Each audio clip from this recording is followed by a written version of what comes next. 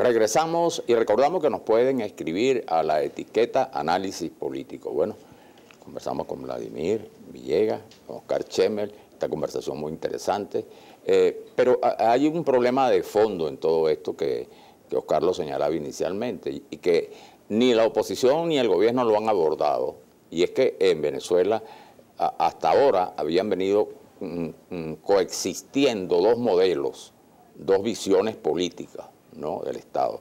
Eso cambió, eso explicaba la polarización, por supuesto, el famoso modelo socialista del siglo XXI, la democracia representativa frente a la democracia protagónica y directa, dos visiones.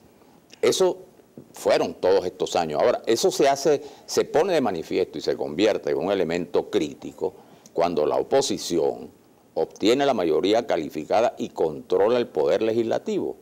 Y entonces eso que todo el mundo sabía y que se ha venido planteando como una tarea fundamental, que es reinstitucionalizar el país, sentarse ya no para hablar de cosas, sino cómo hacer para reinstitucionalizar el país y poner de acuerdo una constitución con una serie de reformas, de leyes orgánicas y de decretos leyes que fueron pasados a lo largo de estos años, que desnaturalizan o coliden con elementos fundamentales de la Constitución. Ese tema estaba allí. Ahora se pone de manifiesto porque justamente la mayoría, digamos, con la visión democrática representativa, tiene el control de la Asamblea. Pero ese problema, por ejemplo, lo eluden tanto los voceros de la oposición como del gobierno. Y esa es la raíz, y es la explicación del conflicto que tenemos ahora, no de la polarización política que ya se había generado y se había acentuado en los últimos años, ¿no? Ahora, fíjate algo, Oscar y Manuel Felipe. Volviendo con lo que es el tema de hoy, Venezuela, ¿es viable el diálogo? O sea, ¿cuál debería ser para mí el objetivo a cortísimo plazo de un diálogo, por ejemplo, que se dé este domingo?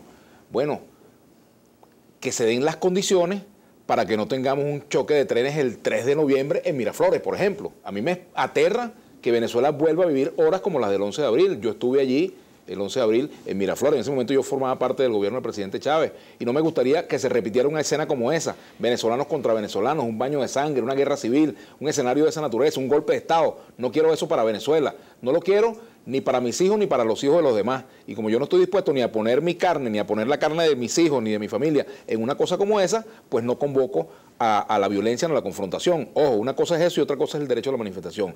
Un resultado, digamos, positivo a corto plazo de esa reunión del domingo debería ser, caramba, que se den las condiciones para que esa movilización no tenga razón de ser. ¿Cuáles son esas condiciones? Bueno, algunos acuerdos primero de gobernabilidad, un pacto de gobernabilidad del país para hacer frente a los problemas que tenemos, reconocimiento del rol de la Asamblea Nacional, reconocimiento del papel del Ejecutivo Nacional, lo que he dicho, el tema de la libertad que se tiene que dar, la renuncia a la violencia por parte de ambos. Yo no estoy de acuerdo con que la oposición asuma una postura violenta. Ha estado trillando la oposición en estos últimos tiempos el camino pacífico, por lo menos es lo que yo he visto. Ahora, grupos pequeños, aislados, que han generado violencia, no estoy de acuerdo con eso, ni del gobierno ni de la oposición. Pero, por ejemplo, tiene que el gobierno dar una señal de que se están enfrentando de manera real a factores que promueven la violencia. ¿Cómo es posible que una diputada como Elsa Solórzano la agarren a golpes al frente de la Asamblea Nacional, o la empujen, o la escupen, o le echen excremento, por ejemplo? ¿O cómo es posible que a los diputados de la Asamblea Nacional, bueno, tengan que hacerles un cordón para poder salir porque hay un grupo de vándalos, porque no tienen otro nombre, que los agreden y los insultan? Yo creo que eso se tiene que acabar. Por ejemplo, la situación de los presos políticos. Bueno, la situación de las personas, las condiciones de las personas que están detenidas. Acaban de poner en libertad a Alejandro Puglia. Había derecho que ese muchacho estuviera preso 46 días, por ejemplo. O que los presos políticos no puedan ser visitados ni siquiera por un fiscal del Ministerio Público, que les ponen trabas a la Defensoría o a los propios parlamentarios. Yo entraba a las cárceles aquí cuando era diputado y podía entrar sin ningún problema. Entonces hay temas que son concretos. Ese es uno. El de las políticas económicas, por ejemplo, que tiene que haber, caramba, un plan nacional de rescate de nuestra economía. En eso tiene que estar gobierno y oposición con intereses por encima de lo partidario. La economía es la clave, Vladimir, la economía. Claro, pero lo político también, porque también hay un deseo de la población pero lo que ha acentuado el conflicto es, bueno, lo que tú no le puedes oír es a la consulta. El gobierno tiene que generar una política económica más moderna, más actualizada, y faltando para enfrentar la crisis económica. Faltando 3 días, ¿ustedes creen que se va a realizar el encuentro de Margarita? Bueno, tengo mis dudas, pero tengo mi esperanza de que se realice. Depende de lo que pase en la... Yo creo ya la oposición aceptó que asistiría a la reunión. Bueno, no todas. Hay voceros de la MUD que dicen que no van. Pero irán algunos. Bueno, y el propio presidente Maduro dijo que iba a asistir. La oposición está dividida entre una visión, una estrategia que apunta al diálogo y otra que apunta al derrocamiento del presidente Maduro, a la salida. Yo insisto, la economía es la clave. La oposición en el gobierno va a tener que enfrentar la crisis económica y sin el chavismo es imposible resolver la crisis económica. Viceversa. El chavismo por sí solo no puede enfrentar la crisis económica, necesita del sector privado y de otros actores fundamentales de la sociedad venezolana, ¿no? Y además necesita actualizar su modelo económico postneoliberal. Oscar, quiero leer algunos mensajes que me están pidiendo de producción, que lea algunos mensajes del Instagram, la participación en Instagram. Fíjate, por ejemplo, Katiuska Andreina, este gobierno fracasado lo que le interesa es ponernos unos contra del otro. Así saca más tiempo para ellos entretenernos con su mentira. Bueno, Sherman dice por aquí, análisis político, llamar a Miraflores es confrontar a los dos grupos y luego si se enfrentan, ¿cómo harían para controlarlos? Porque cada grupo hay radicales y ahí es donde está el peligro. Luis Grajales, buenas noches, Vladimir, quisiera saber si para ustedes es viable el paro nacional de mañana y qué opinan de las amenazas del gobierno de quitarle las empresas a los empresarios que no trabajen o apoyen el paro. Esta es otra pregunta, por favor, ¿para qué tantas marchas? Paro, pérdidas de tiempo. Maduro, si eres consciente, la gente lo que quiere es referendo. ¿Cuál es el miedo? Acá, acéptelo y ya, ¿cuál es el problema? Y también aquí dice, ¿por qué si el gobierno quiere dialogar, manda a Cabello a calentar las calles con discursos tan groseros? Dice por aquí María Yolimar.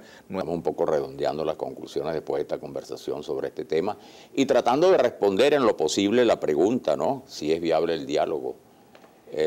Bueno, Oscar. Sí, como conclusión, el diálogo es necesario, y más que diálogo, negociación. Ambos bandos tienen que reconocer sus fuerzas, las fuerzas del otro. Ni el chavismo no está muerto ni ha desaparecido, sigue siendo la principal fuerza social y simbólica del país. La oposición es una fuerza electoral importante que se alimenta del descontento. Tienen que sentarse a negociar fundamentalmente un programa concertado que enfrente la crisis económica, porque la crisis económica amenaza a quien sea que esté en el gobierno. Por lo tanto, conclusión fundamental, no va a haber cambio, no puede haber cambio con estabilidad si hay ruptura. El cambio con estabilidad pasa por el diálogo y la negociación, el respeto de las cuotas, de los espacios, de los territorios de poder e influencia que tiene cada uno de los bandos. ¿Qué opinas? Bueno, mira, como siempre, cuando hay diferencias entre la dirigencia política, la clase política, lo importante es que existan mecanismos para que esas diferencias puedan procesarse. Tenemos un librito que se llama la Constitución, que es la regla de juego de este partido de béisbol, que es la democracia, ¿verdad? Lo que tenemos es que aplicar la Constitución, lo que la Constitución señala. Y entre las cosas que señala la Constitución es, bueno, los mecanismos de participación ciudadana. Un diálogo perfectamente puede conducir a que los factores en pugna se reconozcan y también a que se busquen salidas democráticas a la crisis, que es lo que la propia Constitución señala.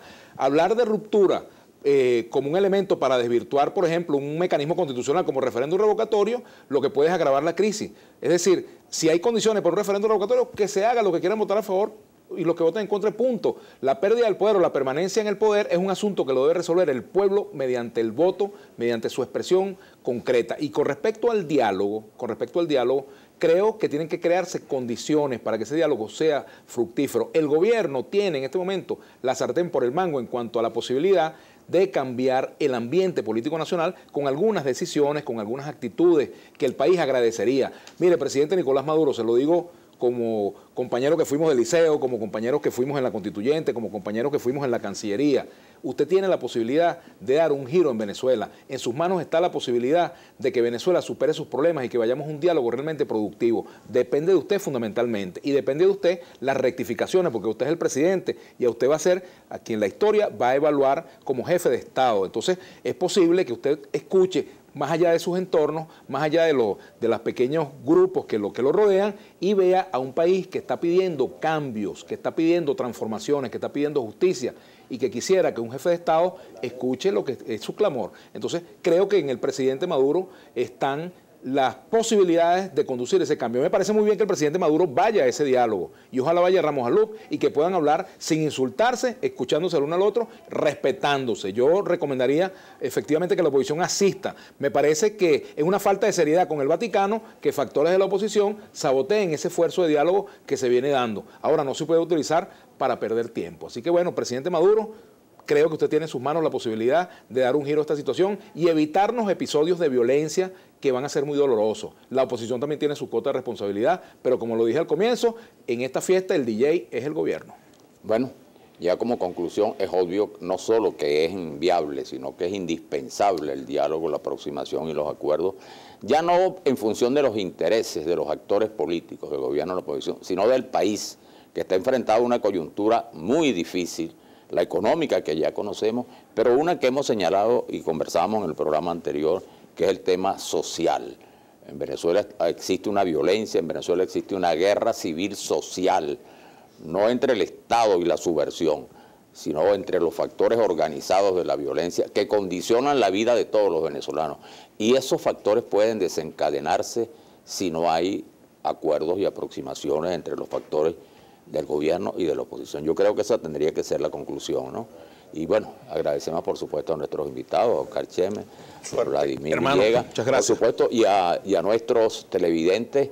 Pronto estaremos con otro programa especial y les recordamos que aquí en Globovisión nos vemos todos. Incluidos nosotros tres.